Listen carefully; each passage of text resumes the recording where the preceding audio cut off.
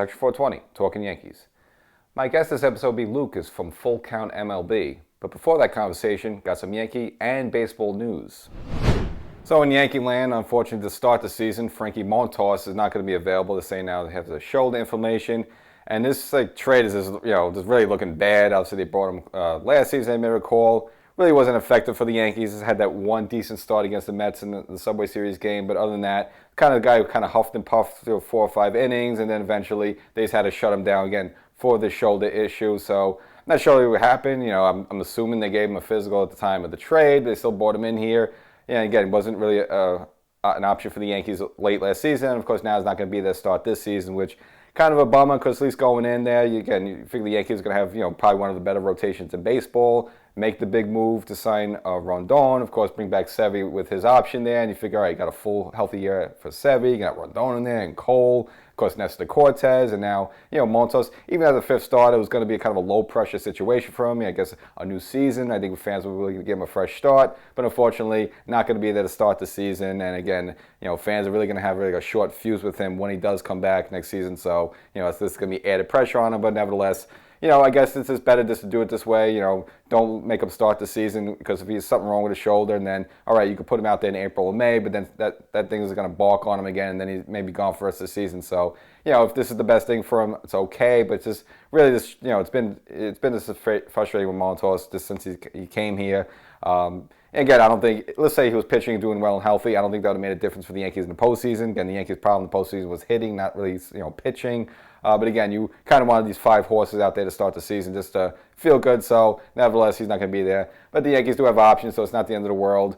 Could open a door for potentially Clark Schmidt. They could go with Domingo Germán there. So, it's not really a big deal. And really, when you start the season, April or May, there's a lot of off days, early on just because with the bad weather. So, you can move the rotation around, have throw some extra rest for guys in there. So, again, it's not the big deal. It's just this disappointment of the fact that they're not going to have Montas out there.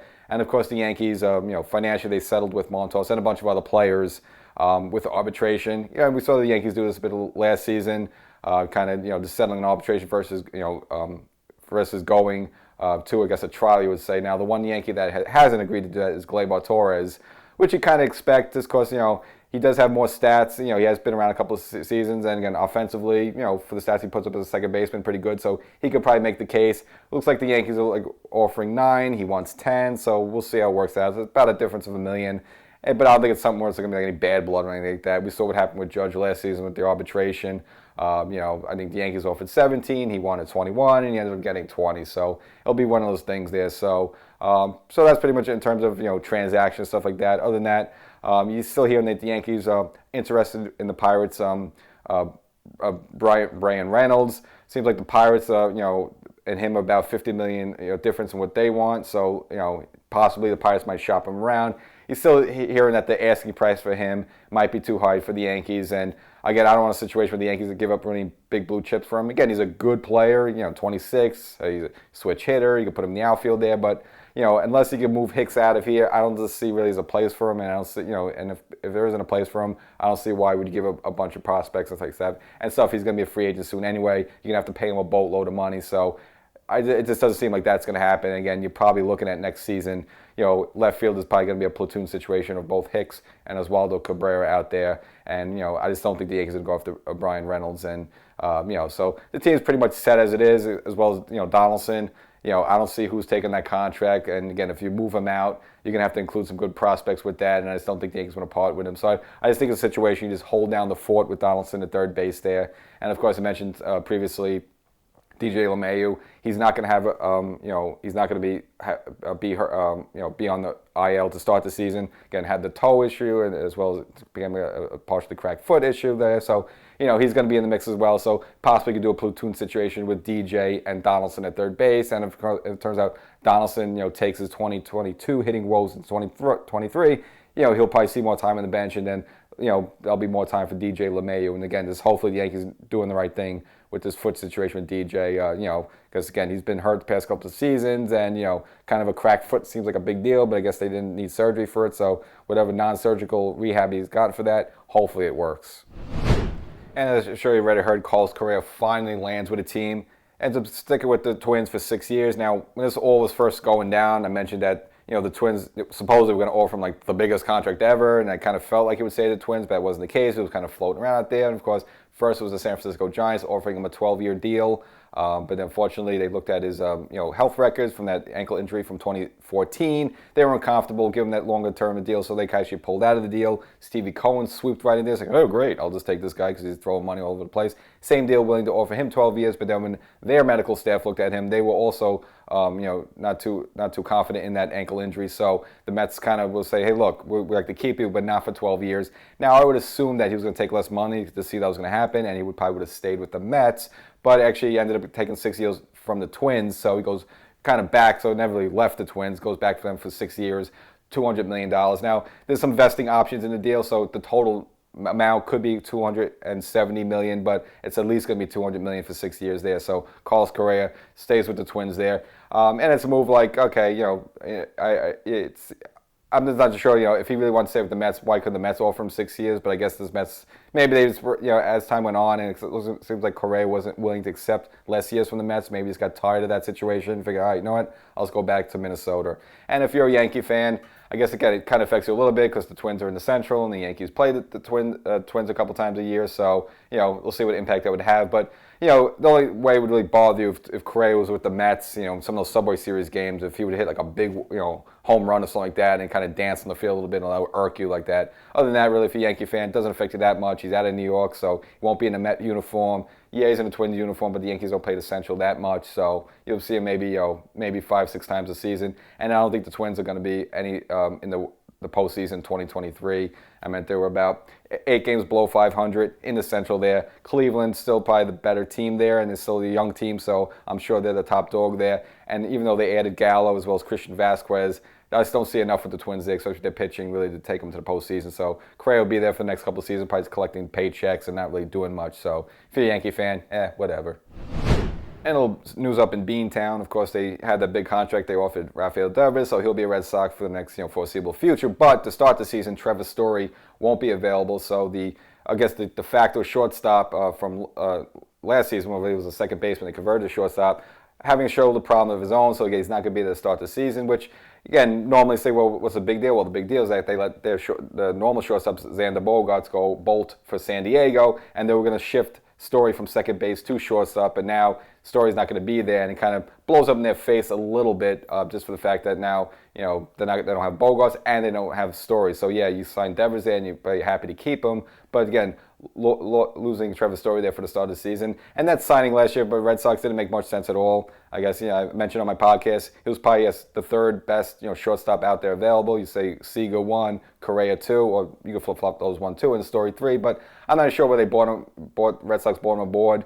You got a right-handed power hitter, yeah, you like that. But he played in Colorado, so a lot of those offensive stats are kind of padded up a little bit. And I know, maybe it's intriguing to bring him to Boston. You have the Green Monster. Hey, right-handed power hitter, you get a bunch of home runs. But again, last season when they brought him aboard, once he signed the contract, for $120 million, you didn't hear from the guy in baseball. So that was kind of his impact. So again, Red Sox have him and stuck with him for the next couple of seasons. So Red Sox make a few moves. They kept Devers, brought in Justin Turner. But they still seem rudderless a little bit. We don't know what Chris Sale is. He's going to be back healthy. And they didn't really do too much else with that starting rotation other than bringing back Corey Kluber, who's kind of doing this 1 year on the AL East tour. Again, it was the Yankees 2 years ago, last year with the Rays. Now like 36, 37 years old. Again, he was good for the Rays last season, but this seems more like just kind of more of a project, not really a long-term solution. So, Boston right now, I just don't think they get, for the foreseeable future, you put the Yankees 1, Toronto 2, probably Tampa 3, and you get Baltimore Orioles. They were on the rise last season. Again, had a shot for the wild card last season.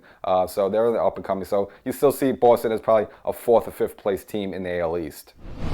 So that's all the news of the day. So before I get to my guest, make sure you follow the podcast version of the show. So there's an audio podcast version with content exclusively there. So you can't see it here. You can only hear it. Get additional stuff, rants, ravings. I look back at Yankee history, do little inserts. Again, it's available nowhere else. So you got to be a podcast subscriber to get that. So wherever you get your favorite podcast, type in Section 420 Talkin Yankees, the podcast, and subscribe. So my guest this episode, his name is Lucas. You can find him on both TikTok and Twitter at Full Count MLB, and he's here now to talk some baseball with us. Hey, Lucas, welcome to the show. Hey, thank you for having me on. It's a pleasure. Now, people can follow you on Twitter as well as TikTok at Full Count MLB, and it's an all-inclusive site for MLB news, statistics, and analysis. Again, a pleasure to have you on. Thank you. All right, so like, when did you start up, doing these little videos you do? I started in probably 2020 over quarantine. I just wanted to find something to do. I love baseball, so Twitter was an option. Baseball Twitter is so much fun to like scroll through and talk to other people and learn about baseball. Cool. Now, we chatted a little bit the other day. You're from Ohio. I mean, are you a Reds or Indians fan, or a fan of another team? I'm a Reds fan. There you Yeah, go. they're not looking too good, but hopefully they turn it around soon. They got a good farm system, Ellie De La Cruz, and a lot of other prospects that are on the rise. That's funny. On my previous episode, that guy was also a Reds fan, so I'm plugging a lot of Reds baseball here lately. Yeah. So I guess some of the big news of the day. Carlos Correa finally lands the contract. Obviously, the Giants passed on him, the Mets passed on him with the years. Ends up with the Twins for 6 years. But aren't you kind of surprised that if it was why couldn't he get 6 years from those other teams? Why he ended up with the Twins? Any thoughts on that? I think it's just because they accepted his physical. Other teams were like worried about his ankle that apparently he had since 2014. So the Twins already accepted that the ankle was fine with them. So he just signed back with them because he knew they wouldn't give him a problem with their physical. So I think that's what the main uh, issue with that was. So yeah. All right. And he signed with them now. The Twins also, they got Christian Vasquez, the former Red Sox catcher, actually former Astro catcher, as well as Joey Gallo. But they were they were about like almost 10 games under 500 last season. You think that's really, even with Correa, does that do much for them? You think in the AL Central? I mean, they obviously play in a weak division in the AL Central, so like anything can happen. But I don't know. I think they need some more pitching depth and maybe like another offensive star to make them a true contender in my eyes, at least. All right, and another big move lately, the Red Sox finally spending some money. Lock up Rafael Devers for like the next 10 or so years. Yeah. Now, you think that was a reaction of this, maybe the fans being upset that Xander Bogaerts got away, and a couple of seasons ago they traded away Mookie Betts, and like now you finally have a good young 26-year-old player. Hey, lock this guy up. Yeah, I think it was because Heim Bloom was feeling the heat. These guys were on his butt about Rafael Devers not getting signed, the trade letting Xander Bogaerts walk in free agency. I think they just needed a franchise player that they could really build a franchise around because their team is kind of. I think they'll be a 500 team this year, but I think they're still building more in the future. Yeah, I agree with you. I just think they're in flux. I'm obviously Devers is a good player, but Trevor Story's going to be hurt to start the season. Yeah. Chris Sale, hopefully he's healthy again for them, even though I have to kind of root against them because of the Red Sox. But this seems that bit in tatters a little bit just the past few seasons. Like they kind of got, they're not really going any sort of direction. Obviously, this offseason we've seen a ton of his huge contracts, probably more than ever before. The long-term deals, like 10-year deals, 12-year deals. Why do you think a lot of teams are doing this when we see the results where a lot of times at the end of this, usually like the last 5 or 6 years of these deals, like the player's always hurt and he's getting old and like the fans are angry at them. Like, but why do you think teams are still shelling out this big money for, all these players? I think the big money and the long term deals are more appealing to players. Like if you give them like a 6-year deal, they may not be as open to it because they want somewhere where they can like their family build their family there, like have a home and not move away. So I think the 12 years is a big thing with that. And especially the money, you could spread the money out over a long period of time rather than like in 6 years, you may have to pay more, higher AAV, you'd say. Gotcha. And one of your recent posts, and again, people can follow you both on Twitter and TikTok and Full Count MLB about which great news I'd like to hear that potentially the Yankees have the best rotation in baseball. Now Frankie Montas is going to be hurt, shoulder issue, so he's probably going to miss the first month. But overall, collectively, what do you think about the Yankee rotation?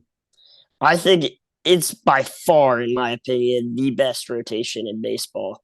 They do have Frankie Montas out for the first month of the season or something like that. Um, I think they should like sign somebody like Zach Greinke just to like fill that role for that time that he's going to be missing. But I think they're a great rotation, and they passed the Astros in my book for the best rotation in baseball. All right, and again, a lot of you side actually like you do a lot on Twitter as well, a lot of power rankings with teams. So I know it's too early to tell, but just going into next season, 2023, what do you what do you think? Say your top, maybe top three or top five teams are going to be next year in baseball. I think I got the Mets at one, I'd say, and then I'm gonna go Astros just because they added first base depth with Jose Abreu, and they added Michael Brantley back, which is huge for their DH slash outfield depth.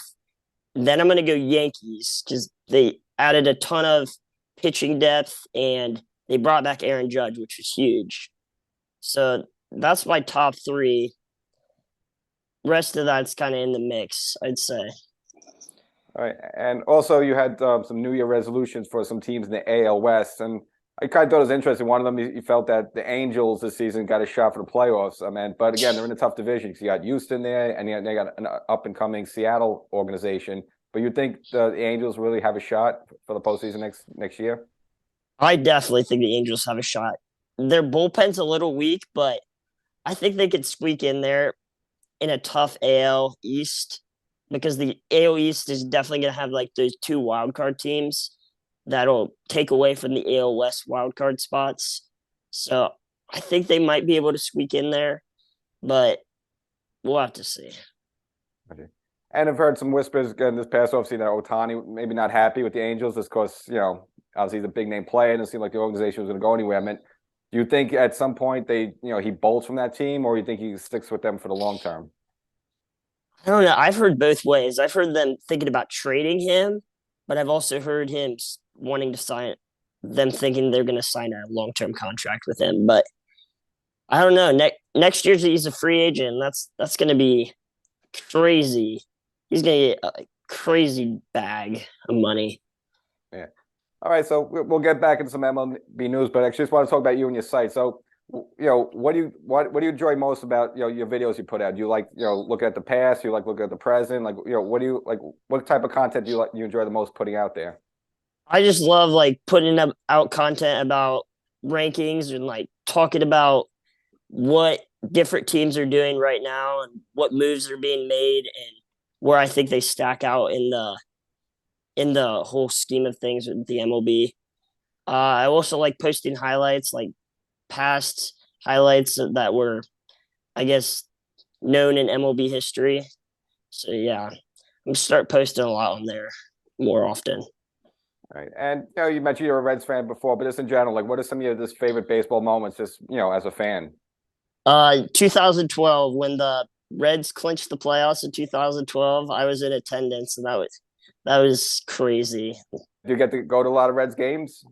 Yeah, we have 10 game season ticket package, so we go to 10 games per year. So it's 2 hours away from where I live, so it's kind of a long drive, but I get up there quite a bit during the summer. All right, and I guess as a Reds fan, I have to ask you about the whole Pete Rose thing. Like, obviously, they're not letting him in the Hall of Fame. That's ridiculous. But what's your take on that? He definitely needs in the Hall for like getting suspended for something stupid like gambling, and when people like Barry Bonds are still considered in the Hall when they're using steroids. So I think he definitely deserves a shot. And if Rob Manfred hears this, put him in. Yeah, I agree with you because again, if you're doing that as a manager, fine. But like his acolytes or as a player, and that should all what it be. So what he did after as a manager, not good. But I don't think it has anything to do with that. So yeah, I think it's ridiculous. And again, speaking of Hall of Fame, again, even though it was a couple of months ago, one of your posts you put out there about Robinson Cano, the former Yankee, again, put up some good stats. Obviously, has some PED allegations, stuff like that. But you put his numbers out there and make a case that possibly, potentially, he could be a Hall of Famer. What's your feeling on Cano? I think he could be a Hall of Famer, but the two PED suspensions just really hurt him.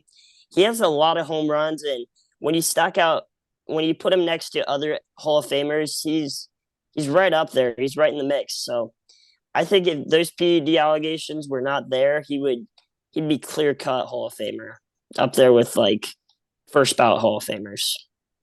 Yeah, and that was a shame too, because again, when he came up as a Yankee, he was just putting up great stats, and I thought he might be considered maybe the best Yankee second baseman of all time. Again, if he stayed with the team, but then he bolted from Seattle and had their problems. So I agree with you that he has tremendous stats, but yeah, I just think those two PED marks against him is going to hurt him, especially when you have clear-cut players like Bonds, A-Rod, and Clemens who are not getting in. So unfortunately, Yeah. I don't think Cano will get in as well.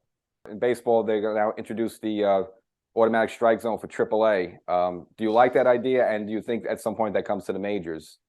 I have mixed feelings on this. Like, if you have a really good framing catcher, but then you have a really good offensive catcher, with the automated strike zone, you're probably going to take the really good offensive catcher. So this takes away from guys like Jose Trevino, who's excellent pitch framer. With the automated strike zone, you have less of that. So that's where I don't like it. I do like it though with the challenge system. The challenge system is really cool because if you don't agree with a call and it's like a big, substantial play or at bat, and you want to challenge it, and just imagine the excitement. Like 3-2 count, it's a little below the zone. They call it a strike. You challenge it. It's a walk, and your team gets a guy on base or gets a run in. It's just crazy. Add more excitement to the game. That's great. Yeah, actually, I didn't know that you could actually challenge a pitch like that. So yeah, that would be pretty, crazy. I mean, is there like a limited number of challenges? So like football is like you only challenge twice or something like that? Yeah, you only get 3 per game. That's what they're starting out with in AAA. 3 per game. Yeah, I mean, I just don't like the idea because I just like the spontaneous of an umpire making the call, and just have everyone like you have a pitch thrown and everyone just looks up on the scoreboard and see if there's a strike or not. I just think it takes away some of the momentum from the game. Now going into this season, 2023, they're going to do away with the shift, obviously, so it's going to help a lot of players with their offensive stats. So, do you like the idea they're getting rid of the shift, or were you a fan of it? I like it and I don't like it. As an analytics guy, it takes away from like the strategy of the game. Like, oh, you got a left-handed Jordan Alvarez. You want to shift one guy you want to shift your third baseman to second base and your second baseman out in the outfield to prevent him from shooting one or pulling one down the line.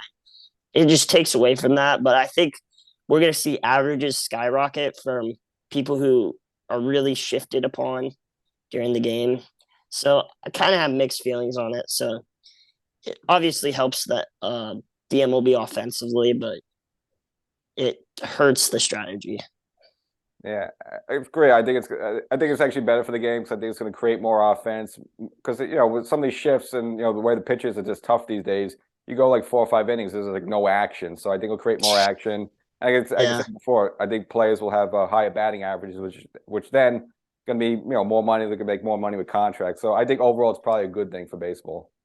Yeah. And you don't have Joey Gallo trying to bunt down the line because he can't hit the ball to the right side. Exactly, and everyone was referencing him with this whole shift thing because I guess he's like the ultimate pull hitter. Yeah. Another guy was like that. Remember Chris Davis with the Baltimore Orioles? Um, Yeah. Pretty much, you could line up like 6 guys on the right side of the field, and he's still gonna just try to hit it to the right side of the field. Another interesting some news out there, speculation that baseball might expand from 30 to 32 teams. Obviously, Rob Manfred likes it because then you put more ballparks in more cities around America. Obviously, Tony Clark, the commissioner, likes it because there's more jobs for players. But do you think that's just too many teams and it's kind of it would be saturating the league a little bit? It would definitely too many teams because we've had 30 teams for so long. Why would we want to increase to 32? But I also understand the 32 argument because I think with that 32, they'd rework the divisions, which would make it like teams more close to the teams that are in their division. So I don't know. I have mixed feelings on it. You also got the cities like Nashville and the Carolinas that really need a baseball team. Yeah, that was going to actually be my next question. Like, if they do expand, obviously, Vegas will be one of the places, but where else do you think they would, I guess, beyond Nashville or the Carolinas, where would fans, want a team and where they'd actually be successful? I've heard Sacramento. Sacramento would be good. You have a few California teams, so that might not work. Buffalo, New York. I've heard of that. I've even heard like North Dakota and South Dakota. That's what people were commenting on my Twitter post that North Dakota and South Dakota, there's not many baseball teams up there. Yeah, but I think the whole rule is that they have to build a new ballpark first for either Tampa or Oakland before they'll, for some reason. So it's still probably going to be a while. Yeah. I think it's a little too saturated because I think there's too many teams. So I don't really want to see it, but most likely just because everyone can make more money at some point, they are going to expand. Yeah. So I guess you got some feedback from some fans from like South North Dakota. Just since you've launched this, your videos and podcasts a couple of seasons ago, what kind of feedback you've gotten from like baseball fans?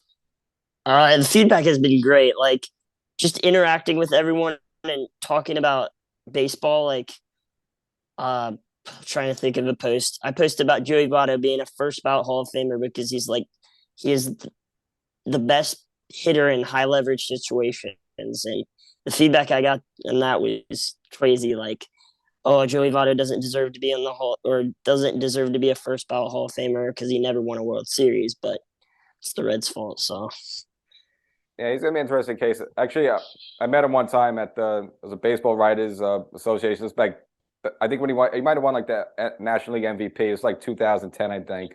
yeah, Big guy, nice. He's a nice guy. I don't know. I think he's borderline. I think he's got a shot. I don't know if he'd be a first ballot, but I think at some point, because you got to say he was one of the best hitters for like, 10, 15 years and, in the league. But he just had the bad unfortunate of, playing for the Reds, unfortunately, which not much postseason action. yeah, yeah. He's had a rough career. I'm thinking in the next 2 years he'll probably call it quits, but we'll see. And just you as just a baseball fan, is like, I mentioned mentioned before some teams, but like, what players, are you excited to watch or excited to cover? Oh, I'm super excited for Tatis to come back this year. I know the allegations, people don't like him as much, but when he's on the field, he's electric. I'm also excited for Gunnar Henderson and Adley Rutschman, two rookies that are, or Adley's not a rookie this year, this is second year, but two young guys that will make a breakout season this year. Right. And for your site, are you planning maybe anything new for this upcoming season? Doing anything different? Yeah, I'm trying to maybe do some like game vlogs, like go to the game, talk to players, and I don't know, something like that. I want to try that. Gotcha. All right, Lucas. No, it was a pleasure having you on. Again, people can follow you at Full Count MLB. That's both on TikTok as well as Twitter. Again, you post some highlights of game highlights. You throw down some statistics, and again, and also you look back at the past as well. So cool site. People should follow you. And again, pleasure to have you on. Thank you for having me, man.